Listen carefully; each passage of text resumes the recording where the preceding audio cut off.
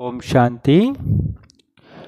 ಮುರಳಿಯ ಮುಖ್ಯ ಸಾರ ದಿನಾಂಕ 16/12/24 ಬಾಪ್ದಾದ ತಿಳಿಸ್ತಾ ಇದ್ದಾರೆ. ಮಧುರ ಮಕ್ಕಳೇ, ಈ ಪಾವನರಾಗುವ ವಿದ್ಯೆಯು ಎಲ್ಲ ವಿದ್ಯೆಗಳಿಗಿಂತಲೂ ಸಹಜವಾಗಿದೆ.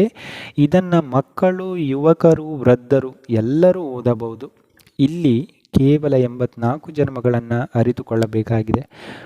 ಬಾಪ್ದಾದ ಪ್ರಶ್ನೆ ಕೇಳ್ತಾರೆ, ಹಿರಿಯರು ಕಿರಿಯರು ಪ್ರತಿಯೊಬ್ಬರೂ ಯಾವ ಅಭ್ಯಾಸವನ್ನು ಅವಶ್ಯವಾಗಿ ಮಾಡಬೇಕಾಗಿದೆ? ಬಾಪ್ದಾದ ಉತ್ತರ ಹೇಳ್ತಾರೆ, ಪ್ರತಿಯೊಬ್ಬರ ಮುರಳಿಯನ್ನು ಅನ್ಯರಿಗೂ ತಿಳಿಸುವ ಅಭ್ಯಾಸವನ್ನು ಖಂಡಿತ ಮಾಡಬೇಕು. ಪ್ರತಿಯೊಬ್ಬರೂ ಮುರಳಿಯನ್ನು ಅನ್ಯರಿಗೆ ತಿಳಿಸುವ ಅಭ್ಯಾಸವನ್ನು ಖಂಡಿತ ಮಾಡಬೇಕು. ಏಕೆಂದರೆ ನೀವು ಮುರಳೀಧರನ ಮಕ್ಕಳಾಗಿದ್ದೀರಿ.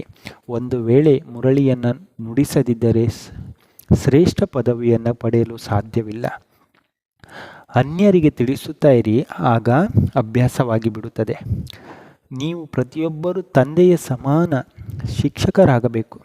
ಏನನ್ನು ಓದುವಿರೋ ಅದನ್ನು ಅನ್ಯರಿಗೂ ಓದಿಸಬೇಕು. ಚಿಕ್ಕ ಮಕ್ಕಳಿಗೂ ಈ ವಿದ್ಯೆಯನ್ನು ಓದುವ ಅಧಿಕಾರವಿದೆ. ಅವರೂ ಸಹ ಬೆಹದ್ದಿನ ತಂದೆಯ ಆಸ್ತಿಯನ್ನು ತೆಗೆದುಕೊಳ್ಳಲು ಅಧಿಕಾರಿಗಳಾಗಿದ್ದಾರೆ. ಬಾಪ್ದಾದ ಧಾರಣೆಗೋಸ್ಕರ ತಿಳಿಸ್ತಾ ಇದ್ದಾರೆ. 1.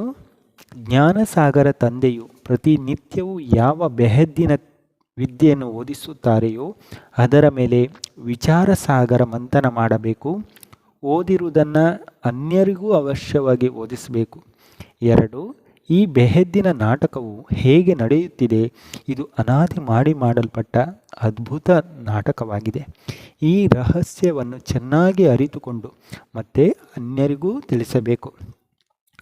ಬಾಪ್ದಾದ ವರದಾನ ಕೊಡ್ತಾ ಇದ್ದಾರೆ. ಪವಿತ್ರತೆಯ ಶ್ರೇಷ್ಠ ಧಾರಣೆಯ ಮೂಲಕ ಒಂದೇ ಧರ್ಮದ ಸಂಸ್ಕಾರವುಳ್ಳಂಥ ಸಮರ್ಥ ಸಾಮ್ರಾಟ್ ಆಗಿರಿ. ಬಾಪ್ದಾದ ಸ್ಲೋಗನ್ ಹೇಳ್ತಾ ಇದ್ದಾರೆ, ಯಾರ ಸತ್ಯಪ್ರೀತಿ ಒಬ್ಬ ಪರಮಾತ್ಮನ ಜೊತೆ ಇರುತ್ತದೆಯೋ ಅವರೇ ವಿಜಯರತ್ನಗಳು ಆಗುತ್ತಾರೆ. ಅಚ್ಚಾ. ಓಂ ಶಾಂತಿ.